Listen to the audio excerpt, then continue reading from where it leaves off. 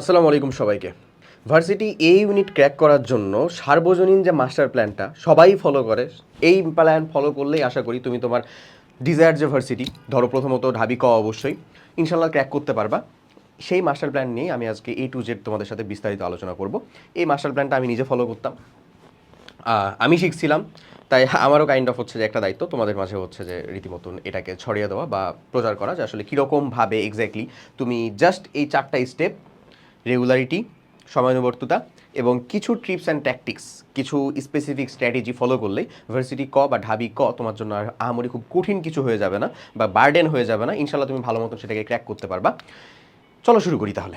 First of all, তোমাকে varsity এ unit crack করার জন্য যে চিন্তাটা করতে হবে সেটা হলো যে তোমার ভার্সিটি এ ইউনিটের ক্ষেত্রে, যেমন ঢাবি কয়ের ক্ষেত্রে কোয়েশ্চেন প্যাটার্ন সম্পর্কে তুমি মোটামুটিভাবে জানো যে তোমার এখানে এমসিকিউ আছে। এমসিকিউ এর ভিতরে আসলে কত 60 মার্ক, এবং আসলে রিটেন আছে। এই রিটেন পার্টের জন্য আসলে মার্ক কত হয় 40 মার্ক। ইন টোটালে কত আমাদের 100 মার্ক, এবং টোটাল এই 60 মার্কের জন্য সময় পাই তুমি 45 মিনিট, আবার এই 40 মার্কের জন্য সময় পাবা তুমি হচ্ছে 45 মিনিট, মানে টোটালে টাইম হচ্ছে 1.5 ঘন্টার পরীক্ষা।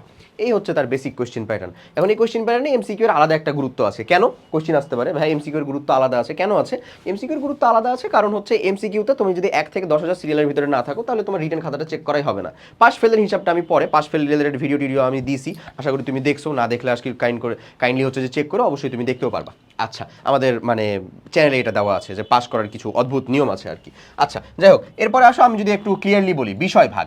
হ্যাঁ, এই বিষয়ভাগ জিনিসটা কি? তুমি ধরো ভার্সিটি এ ইউনিট প্রিপারেশন নেওয়া শুরু করতে চলেছো, তোমার প্রত্যেক দিনের কাজ কি হবে সেটা আমি এখানে লিখে রাখছি, যেটা আমি নিজে এক্স্যাক্টলি ফলো করতাম সেটাই হুবহু লিখে রাখছি। এটার সাথে সাথে আমি যেটা বলতে চাচ্ছি যে তোমাকে আসলে বিষয় ভাগগুলো কীরকমভাবে করতে হবে। আমি পার্সোনালি চিন্তা করতাম যে আমি যদি ঢাবি কয়ের ভিতরে চান্স পাই, ইনশাল্লাহ হচ্ছে যে মানে টার্গেট তো ছিল যে হ্যাঁ ইনশাল্লাহ পাবো। সো আমি টার্গেট রাখছি আমি সব সাবজেক্টের জন্য এলিজিবিলিটি অর্জন করেই পাবো। দ্যাটস ওয়াই আমার সিলেক্টেড সাবজেক্ট ছিল হচ্ছে ফিজিক্স, কেমিস্ট্রি, ম্যাথ, বায়োলজি, যার 4 সাবজেক্ট মানে যেটা আর কি ম্যাথ বা বায়োলজি, এটা চেঞ্জ করে চাইলে যে বাংলা ইংরেজি দিতে পারে। বাট আমি টার্গেট সাজেস্ট করবো স্টিল তোমার কাছে যদি সুযোগ থাকে, এখনও যদি পড়াশোনার অপশন থাকে, তাহলে তুমি ফিজিক্স, কেমিস্ট্রি, ম্যাথ, বায়োলজি এই চারটাই দাও। ঠিক আছে? তুমি পড়বা কিভাবে? সিম্পল হিসাব, ফিজিক্স আর ম্যাথ এই দুইটাকে হচ্ছে একত্রিত করে রাখো ভাইয়া। এটাকে তুমি শনি সম্বুধ স্যাটারডে যে শিফট, এই শিফটে হচ্ছে পড়াশোনা করবা। কেমিস্ট্রি আর বায়োলজিকে রাখবা হচ্ছে তুমি রবি, মঙ্গল, বৃহস্পতি, মানে সানডে যে শিফট, এই শিফটের মধ্যে তুমি পড়াশোনা করবা। সোজা বাংলা হিসাব বুঝো। কি করবা? তুমি ধরো অন্য কিচ্ছুর সাথে যুক্ত নয়, জাস্ট একটা প্রোগ্রাম, আমাদের হালকস্ট্রাইক ভার্সিটি এই ইউনিট যে প্রোগ্রাম, সে প্রোগ্রামের ডেসক্রিপশন বক্সে কমেন্টে লিঙ্ক দেওয়া আছে, তুমি ওই লিঙ্কটা দিয়ে চেক করতে পারো। ওই লিঙ্কের মধ্যে আমরা তোমাকে এখানে তোমার ভার্সিটি স্ট্যান্ডার্ড এই ইউনিটের যতগুলা, মানে ঢাবি কাউকে ফোকাস রেখে যতগুলা অ্যাডমিশন থিওরি ক্লাস লাগে, যেটা হচ্ছে ফিজিক্স, কেমিস্ট্রি, ম্যাথ, বায়োলজির সাথে বাংলা ইংরেজিও যুক্ত হয়ে যাবে, এটার সাথে 80টা ক্লাসে কমপ্লিট করে দিছি। কয়টা ক্লাসে বলো ভাই? 80টা ক্লাসে। তোমার যেটা কাজ থাকবে সেটা হচ্ছে এই যে ফিজিক্স ম্যাথ, এই ফিজিক্স ম্যাথ তুমি একদিনে ক্লাস করবা কয়টা করে? একটা করে। ফিজিক্সের একটা ক্লাস করলা লেকচার 1, ম্যাথের একটা লেকচার করলা। কখন করবা? ফিজিক্সটা পড়বা হচ্ছে ভাই সকাল থেকে। ধরো আমি যদি স্পেসিফিক একবারে টাইম রেঞ্জটা ফিক্স করে দিই, ধরো তুমি হচ্ছে 8টার দিক থেকে পড়াশোনা করা শুরু করলা, ধরে নাও, লেটস সাপোজ। কারণ অ্যাডমিশন স্ট্যান্ডার্ড মানে মানুষজন তুমি পড়াশোনা করতেছো, তুমি এখন 10টা 12টা 11টা দিয়ে ঘুম থেকে উঠবে, এটা আসলে কাম্য না, অবশ্যই কোনো দিক থেকে কাম্য হতে পারে না। ধরো তুমি 8টার দিক থেকে পড়াশোনা শুরু করলা, একটা ক্লাসের লেন্থ এখানে হায়েস্ট 2.5 থেকে 3 ঘন্টা, আড়াই ঘন্টা ধরো সিম্পল। আর হচ্ছে এর সাথে যেহেতু তুমি নোট করে ক্লাসটাকে কমপ্লিট করবা, দ্যাটস আমি এটা ধরে নিলাম 3 ঘন্টা, মানে হচ্ছে ধরে নাও 11টা। ওকে, এরপরে ফ্রেশ ট্রেশ হয়ে কিছুক্ষণ আধা ঘন্টা মতন ব্রেক ট্রেক নিয়ে তারপরে হচ্ছে যে শুরু করলা সেটার কোয়েশ্চেন ব্যাংক সলভ। ওই ক্লাসটার কোনটার ভাই? ওই ফিজিক্স ক্লাসটার কোয়েশ্চেন ব্যাংক সলভ। নিজে করবা। ওখানে কিন্তু কোয়েশ্চেন ব্যাংক সলভ ক্লাস যুক্ত করে দেওয়া আছে। কেন? যেটা তুমি কোয়েশ্চেন ব্যাংক সলভ নিজে করতে পারতেছো না বা আত্মবিশ্বাস আসতেছে না বা বুঝতেছো না, ওটা দেখার জন্য দেওয়া আছে। বাট নিজে চেষ্টা করবা, তোমার কাছে যে ভার্সিটি ইউনিট প্রিপারেশন বুক আছে, অথবা এটা তো কোর্সের সাথে তো হচ্ছে যে ই বুক ভার্সনটা থাকবেই। এছাড়াও তোমার কাছে যদি ধরো ভার্সিটি ক মাস্টার ব্যাংক আছে, প্রশ্ন ব্যাংক আছে, হোয়াটএভার যেটাই থাকুক না কেন, সেটা থেকে তুমি type wise question bank solve করবা, যতটুকু ক্লাস করলো ততটুকুর। এরপরে আগের দিন যেটা পড়ছিল, এটা ধরো শুরুর দিনে তো আগের দিনের কোনো পড়া ছিল না, তাই সেদিন রিভিশনটা হবে না। বাট নেক্সট দিন থেকেই কিন্তু রিভিশন হয়ে যাবে। আগের দিনে তোমার নিজের করা নোটটাকে রিভিশন করবা, আগের দিনের যেটা তুমি পরের দিন পড়তেছো, মানে পরের দিন বলতে কি, আবার সোমবারে তো ফিজিক্স পড়বা, সকালে পড়বা না, সেদিন কিন্তু আবার ঘুরে ফিরে হচ্ছে যে অবশ্যই ওই শনিবারে যা ফিজিক্স পড়ছিল তোমার নোট করা ছিল সেটাকে অবশ্যই রিভিশন করতে হবে। এখানে 50% রিভিশন টাইম দিতেই হবে ভাই, প্লিজ মাথায় রেখো। যদি তুমি রিভিশন না দাও তুমি সব খেয়ে ফেলবা, লাভ হবে না কোনো। তারপরে হচ্ছে এক্সাম কই দিবা? অফলাইনে যে এক্সাম দিবা, টাইম নষ্ট হবে, দরকার নাই। আমাদের হালকস্ট্রাইক ভার্সিটি এই ইউনিট প্রোগ্রামের সাথে এক্সাম যুক্ত করে দেওয়া আছে, ঠিক আছে? এখানে তুমি হচ্ছে যে 200+ এই ইউনিট স্ট্যান্ডার্ড এক্সাম পেয়ে যাবা, subject wise, chapter wise, topic wise exam দেওয়া আছে। এখন এই 4টা কাজ তোমাকে এই 4টা সাবজেক্টের জন্য করতে হবে।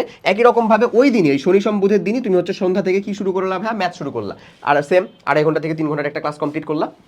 এটা কিন্তু সার্বজনীন একেবারে নিয়ম, সার্বজনীন নিয়ম, এটা তোমাকে মেনটেন করতে হবে। তুমি যদি এরকমভাবে মেনটেন করো, তার মানে একদিনে তোমার 2টা ক্লাস কমপ্লিট করা হচ্ছে, তার মানে 80টা ক্লাস কমপ্লিট করতে তোমার কতদিন সময় লাগবে?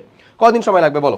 80টা ক্লাস কমপ্লিট করতে তোমার 40 ডেজ সময় লাগবে। তার ভিতরে এখানে তো আমরা শুক্রবারকে ধরি নাই, তো শুক্রবারকে ছেড়ে তারপরে 1-2 দিন তোমার হচ্ছে এক্সট্রা অ্যালাউন্স চিন্তা করে আমি ধরে নিলাম তোমার 50 দিন সময় লাগলো, ধরে নাও। মানে 50 দিনের ভিতরে, আগামী 50টা দিনের ভিতরে তুমি তোমার শর্ট সিলেবাসের পিসিএমবি টোটাল 4টা সাবজেক্টের 8টা পার্টের, মানে 8টা যে পেপার আছে এটার 8টা পেপারের A to Z কমপ্লিট করে ফেলতেছে অ্যাডমিশন স্ট্যান্ডার্ড। অবিশ্বাস্য মনে হচ্ছে? বিন্দুমাত্র না। বিলিভ মি, 50টা দিন যদি তুমি আসলে এফোর্ট দেওয়ার জন্য আসলে প্রতিজ্ঞাবদ্ধ হতে পারো, তোমার ভার্সিটি ইউনিটের চান্স নিশ্চিত, নিশ্চিত, নিশ্চিতভাবে এটা সম্ভব। ঠিক একই রকমভাবে যখন তুমি রবিবার সকালবেলা পড়া শুরু করতে, সেটা হচ্ছে কেমিস্ট্রি, আবার ঠিক একই রকমভাবে রবিবার সন্ধ্যা থেকে পড়াশোনা করতেছো, তখন সেটা হচ্ছে বায়োলজি। তুমি দেখবা এগুলা ক্লাসে আরও লেস ইফোর্ট লাগতেছে অ্যাটলিস্ট তোমার ফিজিক্স ম্যাথের থেকে। এটা পার্সোনালি আমার হইতো আর কি, তাই বলতেছি। কেমিস্ট্রি আমি পারতাম আলহামদুলিল্লাহ, দ্যাটস ওখানে আমার আরও কম ইফোর্ট লাগতো, বায়োলজিতে একটু লাগতো টুকটাক ইফোর্ট, একটু মনে রাখার জন্য বেশি পড়তে হতো, একটু মুখস্থ করতে হতো, এই হচ্ছে কাজ। সো তোমার এই প্রত্যেকটা সাবজেক্টের জন্য এই 4টা স্ট্যান্ডার্ড ক্লাস তোমাকে মেনটেন করতে হবে। তুমি আমাদের হালকস্ট্রাইক ভার্সিটি ইউনিটে আছো, এটার জন্য এই রুটিনটা হচ্ছে বেস্ট। এখন এটা ছাড়া তুমি ধরো অন্য কোথাও লাইভ ক্লাসের জন্য যুক্ত আছো, সেই রুটিনটা আসলে মানে কি বলবো, তোমার কাজ করতে হবে, এটাই মাথায় রেখো। By hook or by crook ঘুরে ফিরে ওই তাল গাছের মাথা যে তোমার, এটা তোমাকে মেনটেন করতে হবে। এই তাল গাছের মাথা যতটুকু কাজ আছে এই কাজটুকু তুমি মেনটেন করো। তুমি লাইভ ক্লাসে যুক্ত থাকো, তুমি অফলাইন ব্যাচে যা যুক্ত হও, তুমি অন্য কোথাও যাও, যেখানেই করো সেখানে করো, বাট বিশ্বাস করো অ্যাডমিশন টাইমটা হচ্ছে সব থেকে বেশি নিজের চর্চার জন্য। দ্যাটস আমি বলতেছি যে তুমি কোশ্চেন ব্যাংক সলভ ক্লাস দেখার বদলে নিজে কোশ্চেন ব্যাংক সলভ করো। কারণ এটা হচ্ছে এরকম না যে তুমি ধরো একটা মানে অফলাইন কোচিংয়ে গেলা, 3 ঘন্টা সেখানে একটা ক্লাস কমপ্লিট করে আসলা, ওটাকে তুমি তোমার রেগুলার পড়ার 3 ঘন্টা হিসেবে ধরতেছো, এটা তুমি সম্পূর্ণ ভুলে আছো। ও ভাই যা পড়াইতেছে আর তুমি যা পড়তেছো এটার ভিতরে টোটালি ডিফারেন্ট আছে, মানে জিনিসটা টোটালি ডিফারেন্ট। নিজের পড়ার মানেটা হচ্ছে যে তুমি ধরো নিজে শেখার জন্য একটা ক্লাস কমপ্লিট করতে চলেছো, নিজে পড়া, তুমি নিজে ওই ক্লাসটা কমপ্লিট করে নোট করলা, ওই নোট করার পরে তুমি হচ্ছে যে পড়াশোনা করতেছো, নিজে পড়া, এটা নিজে পড়া।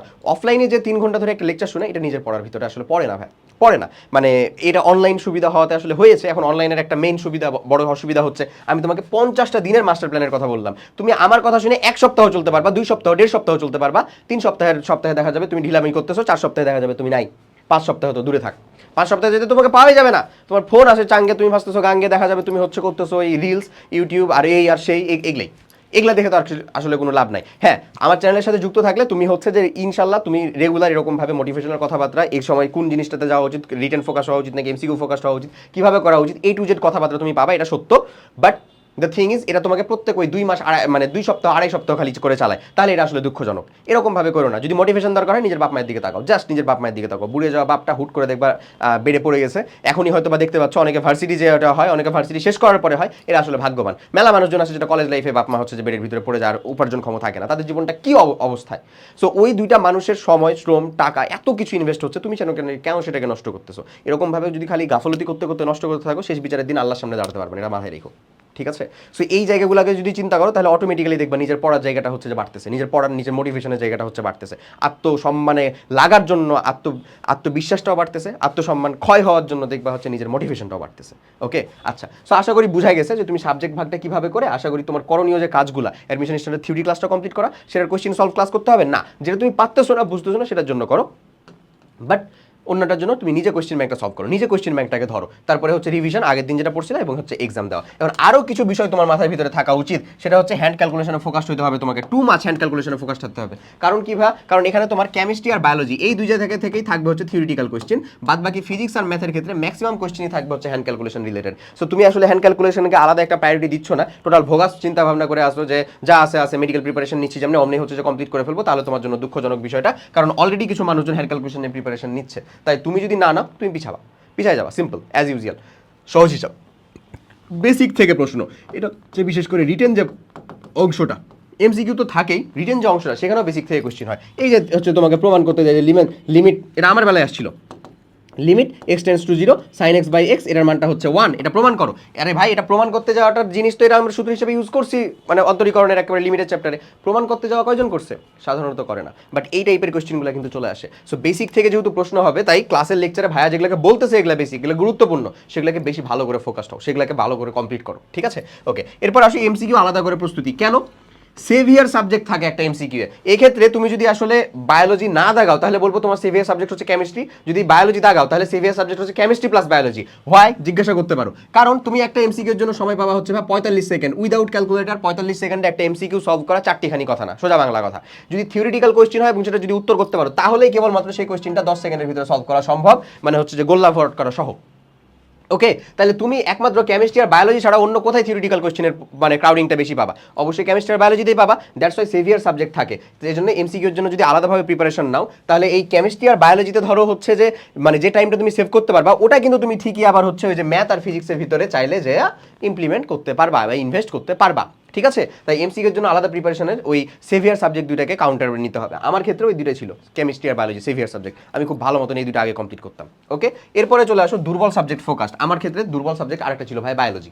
আমি একাডেমিক লাইফে বায়োলজিটাকে খুব ভালো মতন পড়ি নাই। তোমাদের অনেকের এটা ম্যাথ হতে পারে, ফিজিক্স হতে পারে, কেমিস্ট্রি হতে পারে, যেটাই হোক না কেন, এই যে সময়টুকু আছে সেই সময়টুকু যদি বেসিক থেকে দেখা শুরু করো, এই যে থিওরি ক্লাসগুলো যদি কমপ্লিট করো, বেসিক থেকে যদি চিন্তা করো যে ভাইয়া যেভাবে করাচ্ছে কোনো একটা টপিককে আমি জাস্ট হচ্ছে যে মুখস্থ করে পার হচ্ছি না, স্কিপ করে চলে যাচ্ছি না, যেমনে বুঝাচ্ছে, যেমনে করাচ্ছে, যেমনে করানোর চেষ্টা করছে, সেটাকে আসলে ভালো করে ফোকাস রেখে করতেছি, যদি কমপ্লিট করতে পারো ইনশাল্লাহ তুমি এখান থেকে ফলাফল বের করে নিয়ে আসতে পারবা।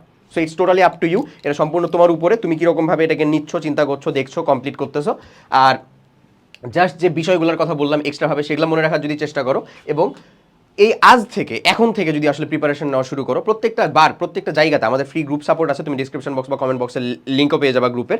এই ফ্রি গ্রুপের সাথেও যুক্ত থাকতে পারো। এই গ্রুপের ভিতরে আমরা ফ্রিতে তোমাদেরকে যত ধরনের মোটিভেশন দরকার, যত ধরনের গাইডলাইন্স দরকার, নির্দেশনা দরকার, মেন্টরশিপ দরকার, কীরকমভাবে আসলে পড়তে হবে, কীরকমভাবে আগাতে হবে, এই টু জেড সব কিছুই পারবা। তুমি ফিল ফ্রি যে কোনো কোয়েশ্চেন করতে পারবা, ইন্টারেক্টিভ তোমার সমসাথী যারা প্রস্তুতি নিচ্ছে তারাও সেখানে উত্তর দিতে পারবে, আর আমরা আমাদের এক্সপার্টিজের দিক থেকে তো উত্তর করবোই। সো ওটাও করতে পারো, অ্যাজ ওয়েল অ্যাজ তোমরা আমাদের এই হাউসটা ইউনিভার্সিটি এই ইউনিট যে প্রোগ্রামটা আছে, যেটা ডিসক্রিপশন বক্স বা কমেন্ট বক্সে লিঙ্ক দেওয়া আছে, তুমি অবশ্যই সেই লিঙ্কে যাও। লিঙ্কে যাওয়ার পরে তুমি হচ্ছে যে ডেমো ক্লাসগুলো দেখো।